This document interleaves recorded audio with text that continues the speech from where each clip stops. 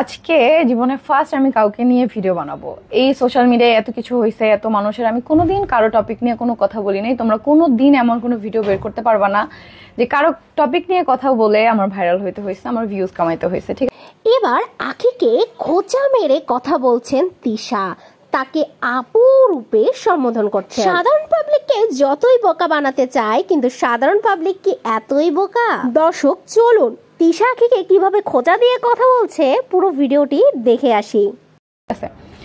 তো সেখানে একজন আপু, আমি তাকে আপুই বলবো কারণ আমি তার ভিডিও আগেও দেখছি, যে সারা বছর তার ননদ, তার শাশুড়ি, তার জামাইয়ের নামে বদনাম করে গেছে সারা বছর। একদম শুরু থেকে তার ভিডিও দেখছি, এই ভিডিওই দেখছি যে তার আগের স্বামী অনেক খারাপ, তার বর্তমান স্বামী ভালো, তার আগের স্বামী তাকে কোনোদিন ভালোবাসে নাই, গায়ে হাত তুলতো, তার ননদরা তাকে অনেক অত্যাচার করতো, তার শাশুড়ি অত্যাচার করতো।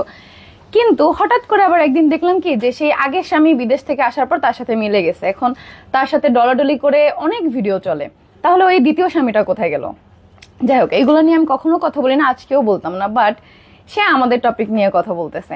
সে লাইভে আমার চেহারা দেখে ক্রাশ খাইছে, মানে বুঝাইছে আমার ফেসে অনেক দাগ আছে, আমি কালো।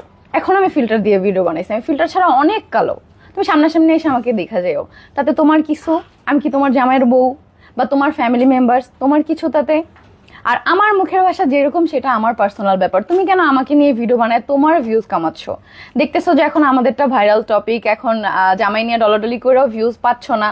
সো যদি 203 নিয়ে কথা বলে একটু মানে ফর ইউতে আসা যায়, কমেন্টগুলো চেক করছো? কমেন্টে তোমাকেই বাজ দিচ্ছে সবাই।